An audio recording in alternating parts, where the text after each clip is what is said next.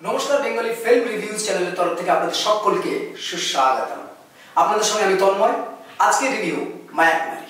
মায়াকুমারী পরিচালনা করেছেন অরিন্দম শীল। ছোট্ট করে গল্পটা বললে 50 থেকে 60-এর দশকের একজন বিখ্যাত নায়িকা মায়াকুমারী সে হঠাৎ করে স্মৃতির আড়ালে হারিয়ে যায়।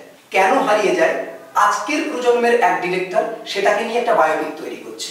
This is the entire plot of this movie. ছবিতে অভিনয় করেছেন রজতাভ দত্ত, অরুণিমা সান্যাল, ঋতুপর্ণা সেনগুপ্ত, আবির চট্টোপাধ্যায়, অম্বরীশ। প্রত্যেকেই দুর্দান্ত অভিনয় করেছে। তবে রজতাভ দত্ত যেভাবে দুটো টাইম জোনকে মেনটেন করেছে সেটা দেখবার মতো। 92 বছরের রজতাভ দত্ত যেভাবে তার ম্যানারিজমকে ক্যারি করে নিয়ে গেছে সেটা আপনারা দেখলে চোখ ফেরাতে পারবেন না। এছাড়া অরুণিমা সান্যাল তার ডাইলেক্টে এবং বডি ল্যাঙ্গুয়েজে অসাধারণভাবে আমাদেরকে মায়াকুমারীর জগতে নিয়ে গিয়েছে। এছাড়া ঋতুপর্ণা সেনগুপ্ত এবং আবির চট্টোপাধ্যায়ের যে কেমিস্ট্রি সেটাও পুরো চলচ্চিত্র জুড়ে আমাদেরকে মাতিয়ে রাখে। চলে আসি আমরা ছবির পজিটিভ এবং নেগেটিভ পয়েন্টে। ছবিটির acting, editing, direction, overall story সবটাই এই ছবির পজিটিভ পয়েন্ট। তবে ডিরেক্টর যেভাবে দুটো টাইম জোনকে আলাদা আলাদা করে বেঁধেছে সেটা কিন্তু অসাধারণ দেখবার মতন।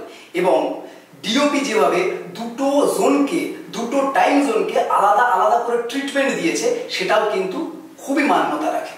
এছাড়া এডিটারও দুটো টাইম জোনকে কিন্তু আলাদা আলাদা কালার কারেকশনের মাধ্যমে সুন্দরভাবে আমাদের বুঝতে সাহায্য করেছে এবং দুটো টাইম জোনকে আলাদা করে ভাগ করতে পেরেছে। সেটা কিন্তু এডিটারের একটা বিশাল বড় প্লাস পয়েন্ট। ফলে এটা পজিটিভ পয়েন্ট। এরপর যদি আমরা নেগেটিভ পয়েন্টে চলে আসি, সেখানে প্রথমেই বলতে হবে মেকআপ। আমরা কিছু কিছু জায়গায় মেকআপের অসঙ্গতি দেখতে পাই। বিশেষ করে ঋতুপর্ণা সেনগুপ্তের প্রথম দিকের যে মেকআপ এবং রজতাভের যে ওল্ড এজের মেকআপ, এই দুটো কিন্তু মেলবন্ধন ঠিকঠাক করে হয়নি বলেই মনে হয়। এছাড়া যদি দেখি আমরা ডাবিং এর প্রবলেম রয়েছে। যেমন আবির চট্টোপাধ্যায় যে ওল্ড এজের ভয়েস এবং তার যে ক্যারেক্টার, এই দুটোর মধ্যে যেন মিসম্যাচ রয়েছে। এই দুটো হচ্ছে মূলত। এছাড়া আরেকটা নেগেটিভ পয়েন্ট হলো যে এই ছবির সেকেন্ড হাফ, ফার্স্ট হাফ যেভাবে স্মুথলি চলে যায়, সেকেন্ড হাফে কিন্তু গিয়ে দেখি আমরা ছবিটি খুব তাড়াতাড়ি শেষ হয়ে যাচ্ছে। মানে যেটা রিভিল হচ্ছে সেটা খুব তাড়াতাড়ি হয়ে যাচ্ছে। আমাদের আরেকটু ডিমান্ড করছিল সেম, সেটা আমরা পাই না। এই জায়গাটায় আমাদের নেগেটিভ পয়েন্ট বলে মনে হয়েছে। আরো নতুন নতুন সিনেমার রিভিউজ জানতে হলে বেঙ্গলি ফিল্ম রিভিউজ দেখতে থাকুন। আপনাদের মতামত আমাদের কমেন্ট বক্সে অবশ্যই জানাবেন।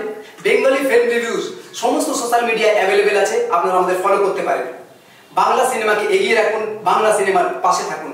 Thanks for watching.